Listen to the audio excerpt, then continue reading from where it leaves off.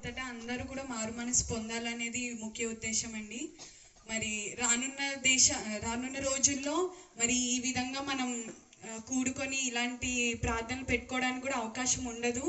అటువంటి రోజుల్లో మనం ఉన్నాము, అంత్యకాలంలో ఉన్నాం కాబట్టి మనకి సమయం ఉన్నప్పుడే ప్రతి ఒక్కరము కూడా సువార్తని ప్రతి ఒక్కరికి అందించాలి.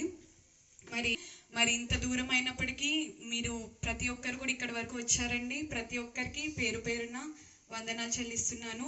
మరి అలాగే కాకినాడ నుంచి వచ్చిన కుమార్ ఆంటీ గారికి, అలాగే అక్క వాళ్ళకి కూడా వందనాలు చెల్లిస్తున్నాను. మరి దైవజనులు లేకపోతే మరి ఇంత కూడిక జరిగేది కాదు కదా. మరి దైవజనులకి ప్రత్యేక వందనాలు. మరి అలాగే కాట్రావులపల్లి నుంచి వచ్చిన చిన్న ప్రసాద్ గారికి కూడా నా వందనాలు చెల్లిస్తున్నాను. అలాగే మరి ఇంత దూరం అన్నీ మీరు ప్రయాసపడి వచ్చారండి. ప్రతి ఒక్కరికి మరీ చెప్తున్నాను, thank you so much. And ఈ కూడిక అంతా దేవునికి మహిమకరంగా, మనందరికి ఆశీర్వాదకరంగా ఉండును గాక. ఆమేన్.